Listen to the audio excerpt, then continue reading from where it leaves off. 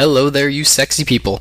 So today we're going to be starting a new series up. Yay! It's going to be about Bukkit development and how to develop plugins for Bukkit, which is a Minecraft server, kind of.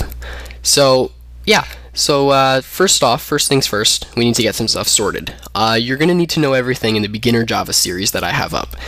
That is a bare minimum.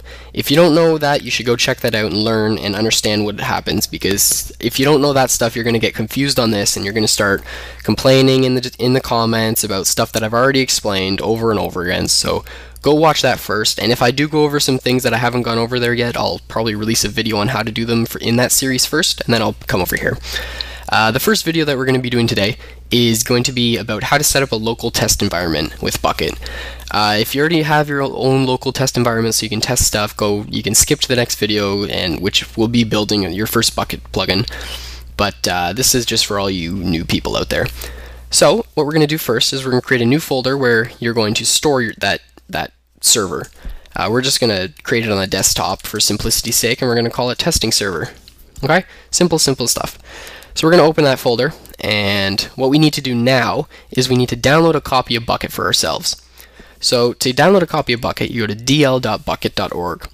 When you come to the page, there'll be a link in the description of this as well. When you come to the page, you're going to see a couple little buttons that you can click on stuff.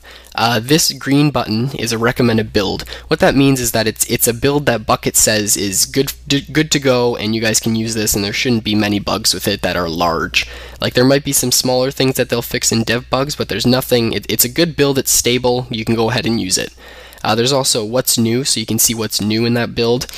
This goes into code repositories, which I haven't gone over in my beginner series. However, actually, I don't even know if I would go over this. This is something that's a little bit more advanced. But essentially, you can click this link here, right here, this little 2.4. You'll see different numbers here, different things. That just goes to the repository and tells which revision it is. This goes over to GitHub, which is where they store their code, but there's many different repositories built off of the Git protocol and SVN and stuff like that. And this just shows you the changes that happen. So the minuses are lines that were removed, or something removed from that line, and the pluses were added, or stuff like that. So this was removed from the line, and this was added to it. Down here, this was removed and that was added, etc., etc. There's a bunch of different changes and change logs and all that, and you can go through these on your own if you want. You can go and check what they've changed, but to be safe, you should stick with recommended builds.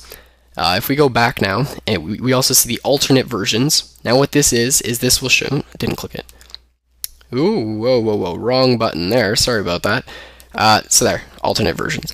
What this will show is it'll show development builds. Development builds are essentially builds that aren't stable. Like, they may be stable builds on their own, but they're builds that they don't support yet, because it's not an official build and it's not fully featured and tested like the recommended builds are. So these builds you can build off of and you can run your server off of. It all depends on what you want to do. Sometimes with Minecraft updates, Bukkit takes a little while to update, so most people go to development builds or beta builds. But it's pretty safe to stick on recommended builds. So that's what we're going to do, and we're going to download the recommended build here. We're going to hit keep, and we're going to let this download, and once this is finished downloading, we are going to, right now, we're going to show in Finder. Okay, and this will just show us the location of it, and we're going to drag it all the way over here into the server and drop it. And we can close the downloads folder, and same with the browser. So now we have the CraftBukkit.jar inside our testing server. We're just going to rename this for simplicity's sake to CraftBukkit.jar. You can name it whatever you want, but keep in mind the name that you're using, because later you'll need that. So next thing, this is where it's going to get a little different, because we're going to create a file. So you just, instead of just going into your terminal or your command prompt or whatever and running this file every single time, we're going to create a file here that you can just double click to run your server. So Windows, it's going to be a little different from Mac, and Linux will be the exact same. So if you're on a Unix type system, which is like a Linux, Ubuntu, all those, or Mac OS X, you can use this. If you're on Windows, you're going to need to create a .bat file, and there'll be a link in what you need to put in that file later in the description probably. However, this is going to be the Mac version from now on. So we're going to open up our terminal, and we're going to need to set the current directory with a CD, so you type CD to set the current directory, space, and then you can just drag and drop this directory into terminal, and it'll type all this stuff out for you, and just hit enter. So now that we're in the current directory, and we've set the current directory to testing server, so anything we do will end up in this directory here. We're gonna create a new file, and we're gonna edit that file right away. So there's two ways to do this. We can either open up text edit and go through text edit, yada yada yada, but that's the boring way, and it doesn't make you cool and have more skills to your roster. So we're going to use something called Vim. That's just a very basic editor for your bash scripting and stuff like that. So you just type in Vim, and then you just type in the file name. So we're going to call this start.command. Okay, so now we have our file open, but you'll notice I can't really type anything here. It's just kind of blanked out. So you just hit You hit I, sorry about that, my voice cracked. You hit I to insert stuff into the file. Now this is going to be a bash file, so first we need to tell the script that it is a bash file. So you type number sign and then exclamation mark /bin/bash. Okay, and that'll say that it's a bash file, use bash. Okay, and the next line we're going to set the current directory to this folder again. So we can either just cd and then this in here, or like cd and then drag and drop this directory in here to get there, or we're going to do something a little more fancy. So we're going to type cd, and then we're going to do a open quotation sign. We're going to do a tick, which is above your tab, beside your 1 key to the left side. You'll see a little tick and a little, oh, I forget what that squiggly is called. I know the name of it, but I can't remember at the moment. But anyways, you hit the tick, okay? You don't need to hit shift or anything, just hit your tick, and type in dir name, okay? And then space, and then another close quotation mark, and then you type a $0, and then an open quotation mark, and then another tick and a close quotation mark. Then I'll set the current directory to testing server or to server, whatever you name your server folder, it'll set that wherever this file is. So if this file's in your desktop, it'll set it to desktop. If this file's in your documents, it'll set it to documents, wherever. Next, we're going to actually run the file. So first we type off Java to say that it's a Java file. And now there's two parameters here. Well, there's technically three, but there's two parameters that you need to know. The first one sets the initial size of the memory allocation pool. What that essentially means is it sets how much RAM Java starts, or this Java server, that your CraftBukkit server, will start up with. So to do that, you type dash and then a capital X MS, and then we're just going to type how much RAM we want. So we're going to say 512 megabytes. Okay? The next parameter is going to be about the maximum size of the memory pool. So this is the size that the CraftBukkit server cannot go over.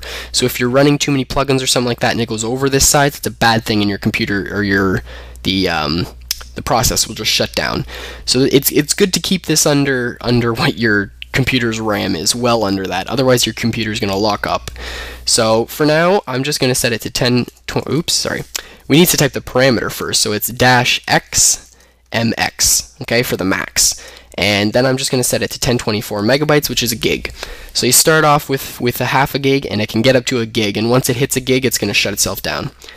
Next thing, we're going to tell it it's a jar file, which is technically the third parameter, but it is a parameter, but it's just not really anything important. So we type /-jar, and then we're just going to give the file name. So the file name is craftbukkit.jar, so that we know that it's that's the file that we want to run. Now, to save the file, we hit escape, and then we type :WQ, and that'll just quit and save the file, and then we hit enter. Now you'll see that the start.command is here, and there's going to be an error here if we try to run it. So you see it says file cannot be executed because you don't have appropriate access privileges. Well, that's something that we're just going to fix. To fix the privileges and the permissions on that, we're going to type chmod, and we're just going to give this full read, write, and execute permissions. And we're going to drag and drop the file in here and hit enter. You could also just chmod 777 and then start.command, same thing, this 777 start.command. You don't need to drag the file because we are in this directory. Same thing and it'll work. Now if we click this, and this is the fun part, we're going to click this, it's going to open, and you'll see it starts loading.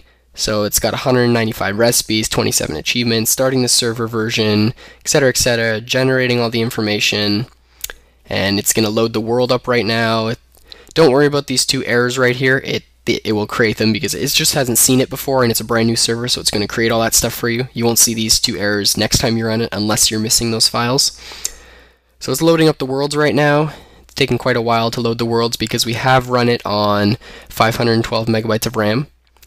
So now it's done. The world's done, the plugin set, the server set up. Now you can go into the server, you can connect to your local host, your server properties here, all that fun stuff. To connect to your local host, however, you can go into your Minecraft client. We're not going to restore Windows. You're going to log in. We're not going to update because 1.2 came out and I don't feel like breaking all my mods yet. You go to multiplayer, you go to direct connection, you go to localhost, okay, and then 25565. Okay, because this is the port that we have set right here. Server port 25565, so you just set it to that and you hit join server. I'm not going to join this though because my server, my local environment is, well, my Minecraft server, there's bugs with the new client and it's really, really slow to connect to servers, so I'm just not going to do that at the moment. But you can connect and it will connect, so you can test it out on your own. But yeah, that's the basic tutorial on how to set up your own Minecraft server locally. So next episode we're going to go into development stuff and I'll be setting you guys up with your own basic, I don't know, like a Whois plugin. We'll do a Whois Online plugin. So I'll see you guys in next video.